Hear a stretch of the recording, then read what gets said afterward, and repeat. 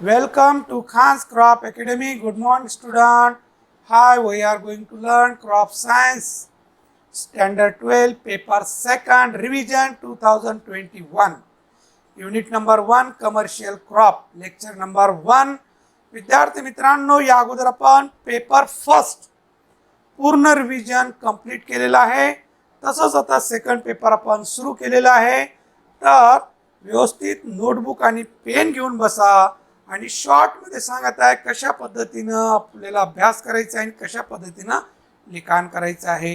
तर 2021ची रिव्हिजन आपली सुरू झालेली आहे. त्यामध्ये आपण रिड्यूस सिलेबस काय झालेला आहे ते वेळोवेळी आपण बघितलेलं आहे. ते वगळून आपण टॉपिक घेणार आहोत. तर पहिला आपण कमर्शियल क्रॉप सुरू केलेला आहे. कमर्शियल क्रॉपमध्ये बाळांनो शुगर केन आहे, टोबॅको रिड्यूस झालेला आहे, पोटॅटो आहे, चिली आहे, टर्मरिक आहे, जिंजर आणि ओनियन रिड्यूस झालेला आहे. म्हणजे आपल्याला एकूण किती क्रॉप बघायचे? 4 क्रॉप बघायचे. किती क्रॉप बघायचे? 4. त्यामध्ये शुगर केन हे फार महत्त्वाचं आहे. शुगर केन हे क्रॉप बोर्ड एक्झाम मध्ये क्वेश्चन नंबर 5 मध्ये 8 मार्काचं विचारतात. शुगर केन तिथं जर 8 मार्काचं विचारलं नाही तर हमखास 2 ते 3 शॉर्ट नोट्स असणार किंवा काही वेळेला क्वेश्चन नंबर 4 मध्ये 4 मार्काचे विचारतात. या 2 मध्ये विचारणे तर शॉर्ट नोट्स हमखास 2 ते 3 असणारच. एवढं हे मेजर क्रॉप आहे आणि बरेचसे क्रॉप रिड्यूस झाल्यामुळं याच्यावर जास्त भर येणार आहे. व्हीट आणि शुगर केन यापैकी 8 मार्काचा प्रश्न हे 2 पैकी असणारच आहे. तर हे शुगर केन आणि व्हीट कम्प्लीट करायचे बाळांनो. तुम्ही कम्प्लीट करायचे. तिथं नाही विचारलं इकडे कामाला येणार आहे. यासाठी तिथं विचारलं नाही म्हणून काय झालं नाही, इकडे शॉर्ट नोट्समध्ये विचारणारच. तर असं क्रॉपचं आपल्याला वेटेज सांगता येतं, युनिटचं वेटेज सांगता येत नाही. तर बघूया आपण शुगर केन क्रॉप शॉर्टमध्ये. तर डिटेलमध्ये लागत असेल तर आपल्या यूट्यूब चॅनलवर जायचं, खान्स क्रॉप अकॅडमी, तिथं टाईप करायचं शुगर केन. तर शुगर केनचे जेवढे काही व्हिडिओ 10-12 तयार झालेले ते पूर्ण लिस्ट येणार आणि पहिल्या व्हिडिओपासून बघितलं तर व्यवस्थित समजणार. त्यामध्ये फोटोद्वारे आपण समजून सांगितलेलं आहे. इथं एकदम शॉर्ट आपण बघणार आहोत. त्याला आपण रिव्हिजन असं म्हटलेलं आहे. रिव्हिजनमध्ये शॉर्टमध्ये बघितलं जातं, त्यालाच रिव्हिजन म्हटलं जातं. तर शुगर केन यालाच आपण ऊस असं म्हणतो. काही हिंदीमध्ये गन्ना म्हणत असतील, no problem. Family Gramineae. Botanical name आहे Saccharum officinarum. Saccharum officinarum. Saccharum is a genus, officinarum species. जीनसचं फर्स्ट लेटर कॅपिटल, स्पेसीजचं फर्स्ट लेटर स्मॉलच. Separate underline each word. तर याला अंडरलाईन करायचं. सॅक्रमला वेगळी अंडरलाईन, ऑफिसिनियरमला सेपरेट अंडरलाईन करायला पाहिजे. अशा रीतीनं लिहायचं. बॉटनिकल नेम लिहिण्याची पद्धत आहे. ओरिजिन आहे north east Asia, north east India आहे. Climate it is a tropical crop.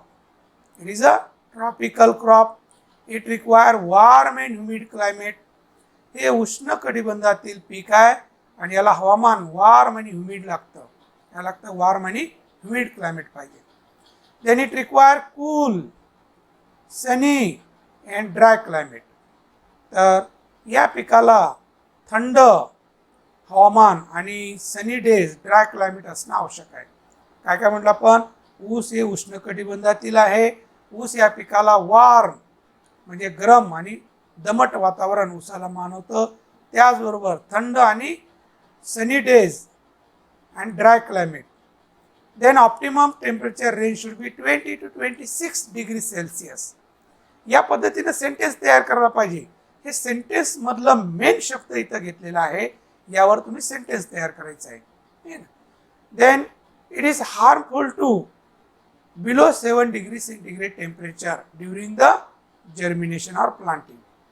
तर ऊस या पिकाला तसं 20 ते 26 डिग्री सेंटीग्रेड तापमान असणं आवश्यक आहे व्यवस्थित वाढ होण्यासाठी. आणि 7 डिग्री सेंटीग्रेड पेक्षा कमी तापमान गेलं तर पिकाला घातक असतं. कारण की व्यवस्थित जर्मिनेशन होत नाही. जर्मिनेशन होतच नाही. जर्मिनेशन होत नाही व्यवस्थित. त्यासाठी आपल्याला तापमान बिलो 7 डिग्री सेंटीग्रेड असेल तर आपण प्लांटिंग करायचं नाही ऊसाची. Then severe cold and more attack of pest. तर एकाएकी थंडी असेल तर तेव्हा कीटकाचा प्रादुर्भाव वाढतं. एकाएकी थंडीची लाट येते ना, तर ते हवामान ऊसाला मानत नाही. तर क्लायमेट 2 मार्कासाठी विचारलं तर या पद्धतीने लिहायला पाहिजे. तर इकॉलॉजीमध्ये क्लायमेट इन सॉईल येत असतं तेव्हा आपल्याला शॉर्ट लिहायचं असतं 1-1 मार्कासाठी. जेव्हा क्लायमेटच म्हटलं तर 2 मार्कासाठी एवढे पॉईंट कव्हर व्हायलाच पाहिजे. Then soil. Sugar cane crop require wide range of soil. तर ऊस हा पीक हे कोणत्याही जमिनीमध्ये येतं, but well drain fertile to medium heavy soils are more suitable. त्याचबरोबर उत्तम निचरा होणारी फर्टाईल सॉईल म्हणजेच सुपीक जमीन असणं, भारी जमीन असणं फार गरजेचं असतं. कारण की ऊस हे पीक जास्त दिवसाचं आहे, खादाड पीक आहे. यासाठी जमीन कशी असणं गरजेचं आहे, सुपीक असणं गरजेचं आहे. Then soil pH 6.5 to 7.5. जमिनीचं सामूह 6.5 ते 7.5 असणं गरजेचं आहे. It require rich in organic matter free from salt. त्याचबरोबर rich organic matter content soil असणं आवश्यक आहे आणि फ्री फ्रॉम सॉल्टी जमीन असणं गरजेचं आहे. Then soil should be 60 centimetre depth of. तर 60 सेंटीमीटर डेप्थ असणं गरजेचं आहे मातीचं. अशा जागेमध्ये ऊसाचं पीक चांगलं येतं. देन लँड प्रिपरेशन और pre tillage operation. Land should be deep ploughing. Land should be deep ploughing. And आपण ऊसाचं लँड प्रिपरेशन प्री टिलेज लिहित असताना या पद्धतीने लिहायला पाहिजे की land should be deep ploughing immediately after harvest of previous crop. तर अगोदरचं पीक निघाल्यानंतर आपण खोल नांगरणी करायला पाहिजे. किती वेळेस? 2 वेळेस करायला पाहिजे क्रॉस वाईज. पहिली नांगरणी हे लोखंडी नांगरणी, दुसरी कुळवणी जे आहे लाकडी नांगरणी करायला पाहिजे 1 ते 1.5 महिन्यांनी. नंतर अगोदर ट्रॅक्टरच्या सहाय्याने नांगरणी करायला पाहिजे आणि नंतरच्या जे नांगरणी आहे ते लाकडी नांगरणी करायला पाहिजे. तर ते कशासाठी? राहिलेले ढेकळे वर येण्यासाठी. वरचे ढेकळे ढिसूळ होणार 1.5 महिने उन्हामध्ये तपवल्यानंतर आणि राहिलेले जे खालचे असतात ढेकळे ते वर येण्यासाठी लाकडी नांगर फिरवायचं. Then after clod crushing should be done by clod crusher. त्यानंतर ढेकळी फोडणीच्या यंत्राने ढेकळे फोडणी करायला पाहिजे. Then apply 25 to 50 tons of FIM per hectare before last harrowing. तर 20 ते 50 टन म्हणजे 50 ते 100 गाड्या शेणखताच्या प्रति हेक्टरी अप्लाय करायला पाहिजे शेवटच्या कुळणीच्या अगोदर. Then 2 to 3 times crosswise harrowing. 2 ते 3 वेळेस कुळच्या पाड्या द्यायला पाहिजे. त्यानंतर शेणखत टाकायला पाहिजे. Then land should be levelling and then preparation of रिजेशन फॉर प्लांटिंग. तर खत टाकल्यानंतर जमीन लेवल करून घ्यायला पाहिजे. जर काळी कचरा असेल तर जमा करून जाळून टाकायला पाहिजे. Collect and destroy previous crop stubbles.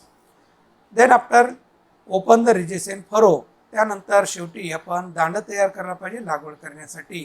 तर एवढे पॉईंट लँड प्रिपरेशनमध्ये कव्हर व्हायला पाहिजे. 2 मार्कासाठी विचारतात. शुगर केन हे फार महत्त्वाचं आहे. 8 मार्काचं वेटेज आहे यावर sugar केनवर.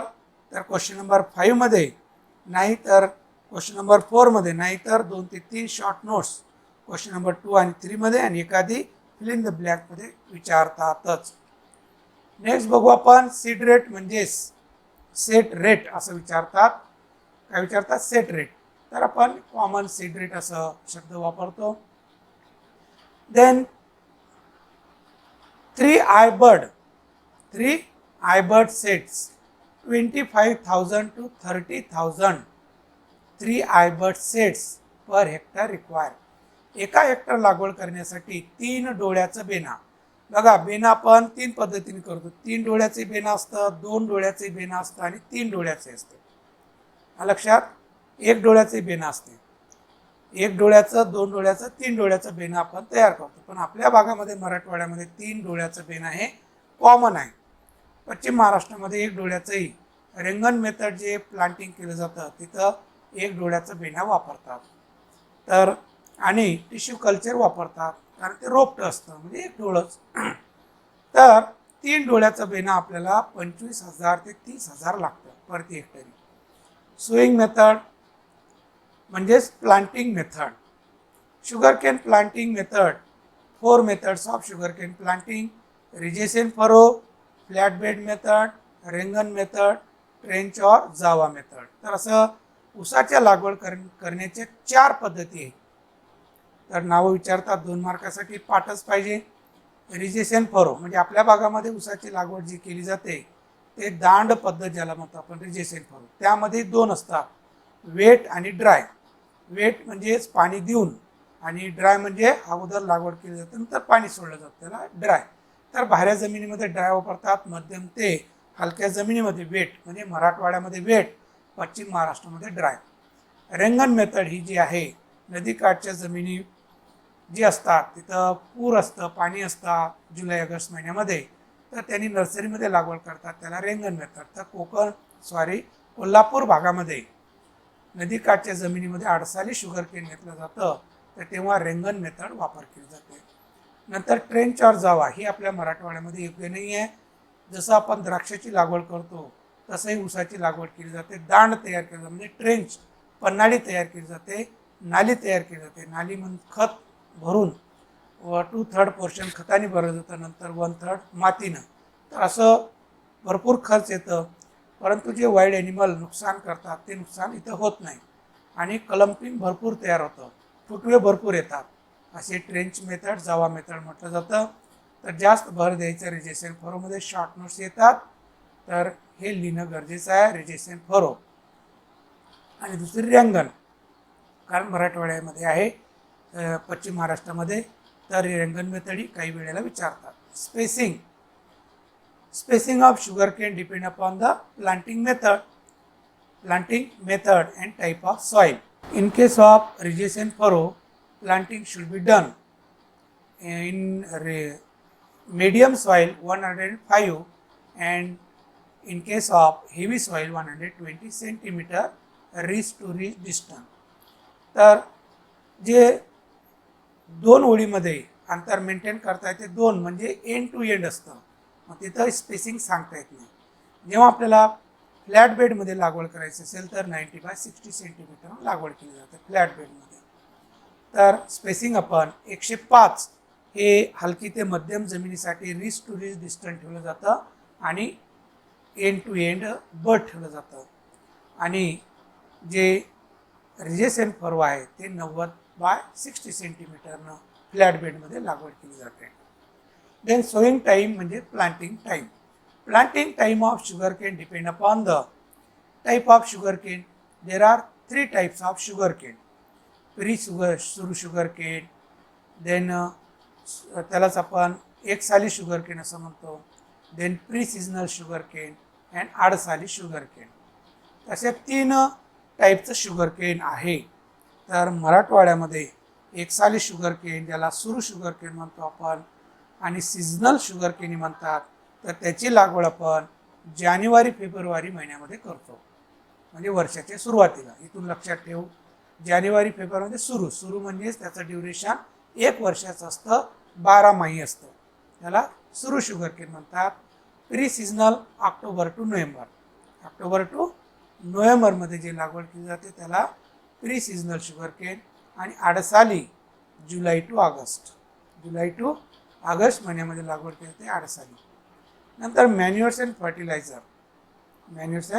Fertiliser also depend upon the type of sugarcane. Suru sugarcane, Adsali sugarcane, pre seasonal sugarcane. तर खताची मात्रासुद्धा टाईप ऑफ शुगरकेन अवलंबून आहे. सुरू असेल कमी लागतं, त्यानंतर प्रीला त्याच्यापेक्षा जास्त, आडसालीला जास्त. कारण जेवढं जास्त दिवस तो शेतामध्ये राहणार आहे तेवढं जास्त त्याला खत लागणार आहे. तर सुरू जे आहे त्याचा रिकमेंडेड डोस जे आहे 25 tonnes of FIM plus 250 kg nitrogen plus 125 kg phosphorus plus 125 kg potash per hectare. तर हे पूर्ण वर्षभर लागणारा रिकमेंडेड डोस आहे.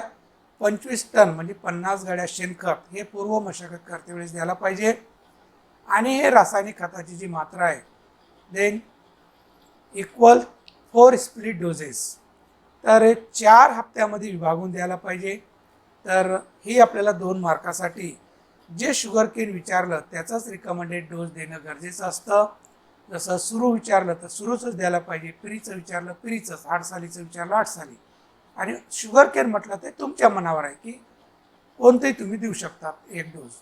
तर त्याचं ॲप्लिकेशन कसं केलं जातं हे शॉर्टमध्ये सांगतो तुम्हाला. तर इकडं ॲप्लिकेशन डोस द्यायला पाहिजे, number of dose, time of application. तर 4 रकाने तयार करायचे at the time of planting. At the time of प्लांटिंगमध्ये पूर्ण FIM, कारण FIM आपण लागवड करतेवेळेस टाकतो. तर त्यामध्ये आपण 10-40-10-40 10% नत्र आणि 50% phosphorus potash. Second dose 40% nitrogen only. Then third dose 10% nitrogen only. आणि fourth dose 40% nitrogen and 50% phosphorus potash. असं लक्षात ठेवायला पाहिजे. काय काय सांगितलं? पहिला हप्ता नत्राचं 10% आणि 50% फॉस्फरस पोटॅश. दुसरं डोस फक्त 40% नत्र द्यायचं, दुसरं काही द्यायचं नाही. तिसरं डोजमध्येही फक्त नायट्रोजन द्यायचं 40%, 10%.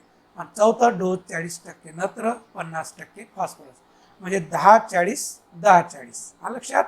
नायट्रोजन असं ठेवलं 10-40-10-40. आणि फॉस्फरस पोटॅश काय करायचं? सुरुवातीला डोस 50%, शेवटी 50% झालं खताचं. हे ॲप्लिकेशन सगळ्याला, प्री असो, 8 साली असो, सुरू असो. मग प्रीचा डोस काय? 35 टन्स. आता वाढत जाते. 35 tons of FIM at the time of land preparation. Then 350 kg nitrogen plus 170 kg phosphorus plus 170 kg potash. तर हा रिकमेंडेड डोस. तर 350 किलो नत्र, 170 किलो फॉस्फरस आणि पोटॅश द्यायला पाहिजे. तर हे डोस देत असताना तसंच 4 डोजेसमध्ये करायला पाहिजे. पहिलं 10% नत्र, 50% फॉस्फरस पोटॅश. सेकंड 40% नत्र, दुसरं काही नाही. तिसरं 10% नत्र, दुसरं काही नाही. आणि चौथं 40% नत्र, 50% फॉस्फरस पोटॅश. हे 4 हप्त्यामध्ये. तसंच 8 साली जे आहे हे 18 महिन्याचं असतं, म्हणजे 1.5 वर्षाचं पीक असतं. याला जास्त पाहिजे, 50 टन म्हणजे 100 गाड्या शेणखताच्या पूर्व मशागत करतेवेळेस द्यायला पाहिजे. Then chemical fertiliser 450 kg nitrogen, 170 kg phosphorus plus 170 kg potash. हा रिकमेंडेड डोस. तर 450 किलो नत्र, 170 किलो फॉस्फरस, 170 किलो पोटॅश. तर हे सुद्धा तसंच 4 हप्त्यामध्ये द्यायचं. FIM तर पहिलेच देतो आपण पूर्व मशागत करत असते वेळेस. आणि रासायनिक खत हे लागवड करते वेळेस पहिलं. दुसरं डोस 6 ते 8 आठवड्यांनी. तिसरं डोस 10 ते 12 आठवड्यांनी. आणि चौथं डोस हे 20 ते 24 आठवड्यांनी. हे असे 4 डोस समान तिघालाही याच पद्धतीने द्यायला पाहिजे. Then interculture operation. Interculture operation should be done gap filling, weeding, then hoeing, and then also tagarni, earthing up. These are the operations should be done at a proper time. तर ऊसामध्ये आंतर मशागत हे यावर सुद्धा विचारतात स्पेशल. तर कधी इंग्लिश म्हणतात तर इंग्लिश करता यायला पाहिजे. गॅप फिलिंग, विडिंग, होईंग, तगरणी, आर्थिंग अप, डी ट्रॅशिंग हे सुद्धा असतं. आणि प्रॉपिंग असे हे आंतरमशागतीचे कामं असतात. त्यामध्ये gap filling should be done immediately after emergence of sprouting, emergence of sets, that is 2 to 2.5 month after planting. तर 2 ते 2.5 महिने लागवड झाल्यानंतर आपल्याला कंप्लीट कळतं की स्प्राउटिंग झालं किंवा नाही. जिथं सेट स्प्राउटिंग झालं नसेल अशा जागेमध्ये स्प्राउटेड झालेले सेटच पुन्हा लावायचं. तर एक सारखी वाढ होणार. तर नवीन सेट लावायचं नाही, स्प्राउटेड सेट. तर अगोदरच लागवड करून ठेवलेले असतात एक्स्ट्रा, की कुठं गॅप झालेलं असेल तर तिथं ते स्प्राउटेड झालेलं सेट अपरूटिंग करून तिथं पुन्हा लावलं जातं. तर त्याच्याबरोबर वाढ होऊन जातं. नंतर weeding 2 to 5 times at 25 days interval. तर 20-25 दिवसाच्या अंतराने खुरपण्या करायला पाहिजे. 2 ते 5 वेळेस त्याच्या होल ग्रोथ पिरियडमध्ये. Then hoeing should be done 3 to 4 times in 1 month interval. तर 1 महिन्याच्या अंतराने त्यामध्ये धुंडेसुद्धा चालवायला पाहिजे, होईंग करायला पाहिजे. त्याचबरोबर earthing up should be done 2.5 to 3 month after planting. तर अर्थिंग अप करायला पाहिजे. तर हे 1 महिन्यानी 2 वेळेस अर्थिंग अप करायला पाहिजे. तर त्याचा उद्देश जे आहे पूर्ण आपण डिटेल घेतलेला आहे त्याचा उद्देश. तर याचा उद्देश तगरणीचा आहे. तगरणी म्हणजेच बांधणी. तर पाणी देऊन देऊन दांडं पसरट होतात. तर ते व्यवस्थित दांडं तयार व्हावं, रुंदीनं जास्त व्हावं, खोल व्हावं आणि माती इकडे तिकडं दोन्ही साईडनं करण्यासाठी आपण अर्थिंग अप म्हणजे लाकडी नांगर फिरवलं जातं. त्यामुळं दांड रुंद होतं, खोल होतं आणि जे नॉन फंक्शनल रूट असतात ते निघून जातात. जे तणाचा प्रादुर्भाव त्याचं कमी होतं. याचं हे तगरणीचा उद्देश आहे. त्यानंतर अर्थिंग अप. तर शॉर्ट नोट्समध्ये स्पेशल विचारतात अर्थिंग अप आणि तगरणी सेपरेट 2-2 मार्कासाठी विचारतात. तर डिटेलमध्ये करायला पाहिजे. तगरणी म्हणजे काय, कधी केलं जातं आणि त्याचा उद्देश काय एवढं लिहायला पाहिजे. अर्थिंग अपचंही तसंच. अर्थिंग अप म्हणजे काय, कधी केलं जातं आणि का केली जाते त्याचा उद्देश. Earthing up means remove the broken down of the ridge, converted into furrow and furrow into ridge known as earthing up. Earthing up म्हणजे काय की मोठी बांधणी म्हणतात, बाळ बांधणी. तर दांड जे असतं दांडाचं रीच केलं जातं. रीचचं दांड म्हणजेच रीचचं फरो तयार होतं, फरोचं रीच केलं जातं. म्हणजे 5.5 महिन्यांनी ऊस आपल्याला कुठं दिसतं, दांडावर दिसतं. का दिसतं की अर्थिंग अप केलं. कारण अगोदर लावलं कुठं तुम्ही खोलगड भागामध्ये म्हणजे फरोमध्ये आणि नंतर आपल्याला ऊस 5.5 महिन्यांनी 6 महिन्यांनी कुठं दिसतं तर दांडावर दिसतं. लक्षात. तर दांडावर दिसतं कशामुळं, अर्थिंग अप केल्यामुळं. कारण की जिथं आपण लागवड केलेली आहे तिथं पूर्ण माती भरली जाते. तिथं उंच भाग असतं त्याला खोलगड भाग केलं जातं आणि खोलगड भागाला उंच भाग केलं जातं त्यालाच अर्थिंग अप म्हणतात. याचा उद्देश काय, to prevent the lodging, to remove the weed, to remove the non-functional and to also good grow the sugar cane. Then also suppress the late tillering. तर लेट टिलरिंग सप्रेस होण्यासाठी हे केलं जातं. लक्षात. तर यावर जास्त भर द्या. तगरणी आणि अर्थिंग अपवर सेपरेट विचारतात 2-2 मार्कासाठी. How earthing up in sugar cane, how तगरणी इन शुगर केन असं विचारतात. Then irrigation. Then sugar cane crop is a long duration crops and hence require regular irrigation also depend upon the soil type and season. तर ऊस हे ओलिताचं पीक आहे. तर जिथं कमी पर्जन्यमान असतं तिथं ओलिताचं ऊस घेतलं जातं आणि जिथं जास्त पर्जन्यमान असतं अशा भागामध्ये आपण कोरडू घेतलं जातं. तर अशा रीतीनं हे ऊसाची लागवड केली जाते. तर याला नियमित पाण्याच्या पाळ्या देणं आवश्यक आहे. Then irrigation depend upon the type of soil and season. तर ऊसाला पाणी देणे कशावर अवलंबून आहे तर त्या जमिनीवर अवलंबून आहे आणि सीझनवर अवलंबून आहे. जसं खरीप सीझनमध्ये फार कमी लागतं, त्यानंतर थोडं जास्त विंटरमध्ये आणि जास्त समर सीझनमध्ये. तर भाऱ्या जमिनीमध्ये कमी लागतं, हलक्या जमिनीमध्ये लवकर पाण्याच्या पाळ्या द्यावं लागतात. तर असं जमिनीवर आणि सीझनवर पाणी देणे अवलंबून आहे. Next heavy soil 10 days in summer season and 20 days in winter season. तर भाऱ्या जमिनीमध्ये उन्हाळ्यामध्ये 10 दिवसाच्या अंतराने, हिवाळ्यामध्ये 20 दिवसाच्या अंतराने पाण्याच्या पाळ्या द्यायला पाहिजे भाऱ्या जमिनीमध्ये. तर जास्त दिवस तग धरते. तेच light to medium soil apply 7 days interval in summer season and 15 days interval in winter season. तर हलकी ते मध्यम जमिनी असेल तर उन्हाळ्यामध्ये 7 दिवसाच्या अंतराने पाण्याच्या पाळ्या द्यायला पाहिजे आणि हिवाळ्यामध्ये 15 दिवसाच्या अंतराने पाण्याच्या पाळ्या द्यायला पाहिजे. आणि खरीप सीझनमध्ये पावसाळा असल्या कारणाने 1 महिन्याच्या पेक्षा जास्त गॅप होत असेल तर पाणी द्यायला पाहिजे. तर 1 महिन्यापर्यंत ऊस तग धरू शकतं. कधी खरीप सीझनमध्ये. तर 1 महिन्याच्या अंतराने पाऊस येतच असतं म्हणून खरीपचं आपण दिलं नाही. तर काय म्हटलं आपण, भाऱ्या जमिनीमध्ये हिवाळ्यामध्ये 20 दिवसांनी आणि 10 दिवसांनी समर सीझनमध्ये भाऱ्या जमिनीसाठी पाणी द्यायला पाहिजे. आणि हलकी ते मध्यम टाईपची जमीन असेल तर उन्हाळ्यामध्ये 7 दिवसांनी आणि हिवाळ्यामध्ये 15 दिवसाच्या अंतराने पाण्याच्या फळ्या द्यायला पाहिजे.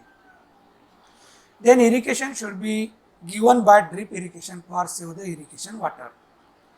तर सहसा उसाला आज आपण ड्रिप इरिगेशनच पाणी देत आहोत. पाण्याची बचत होते यामुळं आणि तणाचा प्रादुर्भाव होत नाही, त्याचबरोबर जमिनीची धूप होत नाही. तर हे फायदे आहेत. Then 15 to 54 times irrigation should be given in whole growth period. तर 50 ते 54 वेळेस पूर्ण वर्षामध्ये पाण्याच्या पाळ्या देणं गरजेचं असतं उसाला. तर जास्त पाणी देणं हानिकारक असतं, कमी पाणी देणं तेही नुकसान असतं. तर कमी पाऊस झाला पाणी दिलं तर फायबरस स्ट्रक्चर डेव्हलपमेंट ऑफ केन. तर कमी पाणी दिलं तर एक आपलं कळव्यासारखं ऊस तयार होईल, म्हणजे ज्यूसचं प्रमाण कमी मिळेल. आणि जास्त पाणी दिलं तर less content of sucrose and then deterioration of soil. जास्त पाणी देत बसलं जमीन खराब होणार आणि ऊसामध्ये सुक्रोजचं प्रमाण कमी होणार. तर वेळेवर पाणी देणं गरजेचं असतं. Next varieties. Adsali sugar cane जे आहे त्याच्या व्हेरायट्या कोइंतूर 419, कोइंतूर 678, कोइंतूर 740, कोइंतूर 775, कोइंतूर 798 हे सगळ्या 8 साली शुगर केन आहे. 18 महिन्यामध्ये येणारे हे जाती आहेत. हा लक्षात. दुसरं प्री सीझनल जे 15 महिन्यामध्ये येतात. कोइंतूर 290, कोइंतूर 421, कोइंतूर 740, कोइंतूर 475, कोइंतूर 62175. आता काही 8 सालीमध्ये नावं आले असेल आणि प्रीमध्ये. तर काही व्हेरायट्या तसं गुणधर्म असतं की 18 महिने येण्यासाठी आणि 15 महिने येण्यासाठी त्याचा गुणधर्म आहे. हा लक्षात. तर सेपरेट तर व्हेरायटी विचारत नाही. नंतर सुरू शुगर केन ज्याला 1 साली म्हणतो आपण आणि सीझनल शुगर केन म्हणतो ते आहेत कोइंतूर 7714 ज्याला कृष्णा म्हणतात, कोइंतूर 7527 आणि कोइंतूर 7219 संजीवनी म्हणतात, कोइंतूर 7125 संपदा म्हणतात आणि याला 62-175ला म्हणतात नीरा. तर हे आपल्याला नंबर लक्षात राहत नसेल तर कोइंतूर हे काय तर कोइंबतूर CO2 फॉर कोइंबतूर. इथं व्हेरायट्या तयार झालेल्या आहेत. तिथं ब्रीडिंग स्टेशन रिसर्च स्टेशन आहे. तिथं नवीन ऊसाच्या जाती तयार होतात म्हणून त्या जातीला तसं नाव दिलेलं आहे. तर स्पेशल अशा व्हेरायट्या विचारत नाही. तर आपल्याला 4 व्हेरायट्या पाठ पाहिजे. कोणत्याही 4 व्हेरायट्या ऊसाच्या पाठच पाहिजे आपल्याला. कृष्णा, संपदा, संजीवनी, नीरा आहे ना, हे व्हेरायटी आपल्याला पाठ राहू शकतात आणि हे नंबर आहेत लक्षात. तर फिल द ब्लँकमध्ये असे कोइंतूर असं नंबर असेल तर सरळ सरळ शुगर केनची व्हेरायटी आहे असं लिहायचं. Duration depend upon the type of sugar केन. सुरू शुगर केन 12 मंथ, डेमध्ये नाही हां, मंथमध्ये सांगत आहोत आपण. त्याच्यामध्ये मंथ्समध्ये हां. प्री 15 मंथ 8 साली 18 मंथ्स लक्षात. तर सुरू शुगर केन 12 महिन्याचं, प्री सीझनल 15 महिन्याचं, 8 साली 18 महिन्याचं असतं. हार्वेस्टिंगमध्ये लिहित असताना सगळ्यात अगोदर आपल्याला ड्युरेशन लिहावं लागतं.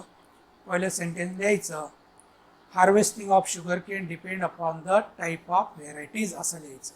Type of varieties that is Suru sugar cane 12 month, pre seasonal 15 month, 8 साली 18 मंथ असं लिहायचं. नंतर मॅच्युरिटी साईन लिहायचं. मॅच्युरिटी साईनमध्ये yellowish colour of leaves, then bottom leaves dried and fall down, emergence of flower in case of flowering variety, swelling of eye buds, metallic sound of cane after tapping by nail, then sweetness of juice. Brick cytometer reading is about 21 to 24 degree bricks, and then cut down the plant at the node region. So these are the maturity sign. काही वेळेला separate maturity sine विचारतात. काय विचारतात? Maturity sign of sugar cane म्हणून. तेवढं separate असं पूर्ण maturity sine एवढे जे दिले तेवढे लिहायचं. आणि शुअर मॅच्युरिटी साईन कोणतं असतं? 21 to 24 डिग्री ब्रिक्स. सॅक्रोमीटर रिडिंग जे असतं हे शुअर मॅच्युरिटी साईन असते. बाकी जे असतात कमी पाणी पडलं तर पिवळे पान होतात, मग तेव्हा हार्वेस्टिंग करायचं का? काही व्हेरायटीलाच फुलं येतात, काही व्हेरायटीला फुलंच येत नाही, किती वर्ष ठेवा, तर काढायचं नाही का? तर हे जज जे आहे मॅच्युरिटी साईन हे आबडधोबड आहे, म्हणजे करेक्ट नाही. करेक्ट मॅच्युरिटी साईन सॅक्रोमीटर रिडिंग आहे. तर साखर कारखाने ऊस घेऊन जात असताना मॅच्युरिटी बघत असताना सॅक्रोमीटर रिडिंग बघितलं जातं. कोणतं बघितलं जातं? सॅक्रोमीटर रिडिंग. कोणतं बघता? सॅक्रोमीटर रिडिंग. तर 21 to 24 डिग्री ब्रिक्समध्ये आलं की तुमचं ऊस घेऊन जातात, म्हणजे ते मॅच्युरिटी झालेलं आहे. नंतर लिहायला पाहिजे harvesting. Harvesting should be done, cut down the plant at a ground level by the help of chopper. Then after stripping the trash and then cut down the top shoot 2 to 3 node on left on it. तर ground लेवलपासनं cut करून घ्यायला पाहिजे चॉपरनं, आणि नंतर strip करायला पाहिजे, त्याचे पानं काढून टाकायला पाहिजे. वरचं शेंडा असं कट करायला पाहिजे की 2 ते 3 नोड त्याला शेंड्याला राहील, असं कट करायचं. तर ते इमॅच्युअर असतात आणि ते खारट असतं, तर ते कट करून टाकायचे, ज्याला आपण वाळा म्हणतो. ते जनावर आवडीनं खातात या पद्धतीने. Then after it can be harvested, cane tied with bundle small and carried out in to sugar cane factory. तर कट केल्यानंतर त्याचे बंडल बांधायचे, एकट्याला उचलतात असे बंडल बांधायचे त्याच्याच पानाने, आणि ते ट्रॅक्टरमध्ये ट्रकमध्ये भरून जिथं साखर कारखान्यात तिथं न्यायचं, किंवा जिथं आपण गुराड आहे तिथं ज्यूस काढण्यासाठी घेऊन जायचं इमिजिएटली 24 hours. तर कट केल्यानंतर 24 तासाच्या मध्ये ते झालं पाहिजे, तर त्याचं रिकव्हरी चांगली येतं, रिव्हर्स प्रोसेस होत नाही, तर ही काळजी घ्यायला पाहिजे. Then yield depend upon the type of sugar cane. Suru sugar cane 100 ton, pre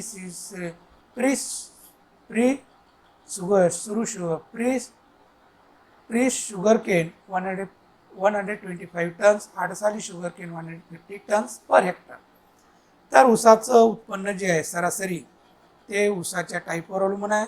सुरू असेल 100 टन, प्री असेल 125 टन, आडसाली असेल 150 टन, असं ॲव्हरेज यील्ड आहे. Important pest pyrilla, aphid, grasshopper, stem borer, mealybug हे इम्पॉर्टंट पेस्ट आहेत. देन सेट ट्रीटमेंट, 2 मार्कासाठी set treatment of sugar cane, how's set treatment sugar cane असं विचारतात. तर 1% fish oil rosin soap treatment should be done for mealybug. Then 6% mercurial fungicide for control smut disease. Then hot water treatment for control greasy shoot. Lime water treatment for early germination.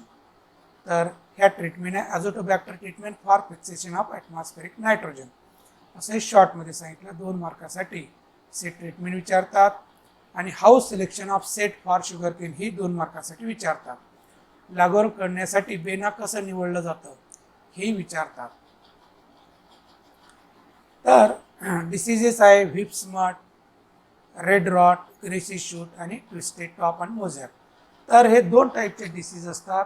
Fungal disease whip smut आहे, red rot आहे, आणि rust हे smut fungal डिसीजमध्ये येतात, आणि grassy shoot, twisted top, mosaic हे viral disease.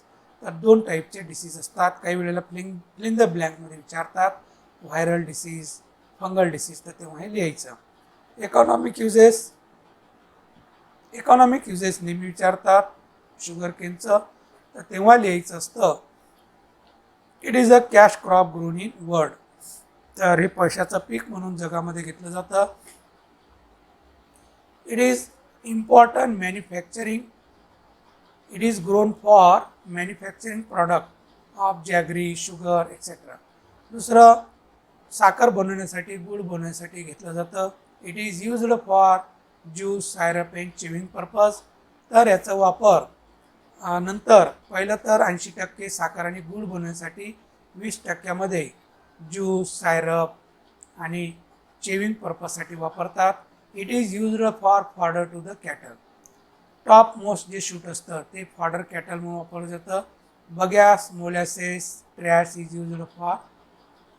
तर याचं बाय प्रॉडक्ट जे आहे हे तर प्रॉडक्ट झालं. बाय प्रॉडक्ट जे आहे तर ते इमॅच्युअर शूट, ज्याला आपण ते वाळा म्हणतात जनावरांसाठी, it is use for cattle fodder. Bagasse जे असतं तर ते बगॅस पेपर पल्पसाठी, मोलॅसिस जे असतं रिक्लेमेशन ऑफ सॉईल आणि वाईन पर्पजसाठी, ट्रॅश जे असतं थॅचिंगसाठी, असं त्याचे इकॉनॉमिक युजेस.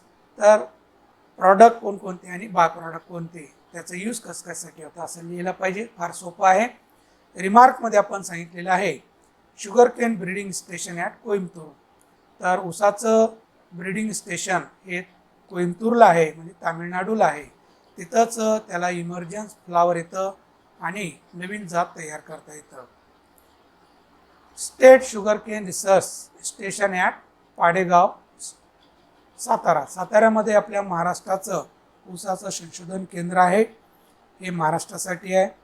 आणि गुड प्रिपरेशनच्या जे स्टेप्स आहे, extraction of juice, clarification of juice, chemical clarification of juice, sticking point, cooling and moulding of gur आणि स्टोरेज ऑफ गुड, ह्या 6 स्टेप लक्षात ठेवायचं. प्रोसिजर विचारतात, कधी स्टेप्स विचारतात. प्रोसिजर विचारलं तरी 6 स्टेपमध्ये लिहायचं आहे आणि स्टेप म्हटलं ते 6 स्टेप लिहिलं तर 2 मार्क मिळतात. तर ऊसावर भरपूर शॉर्ट नोट्स विचारू शकतात.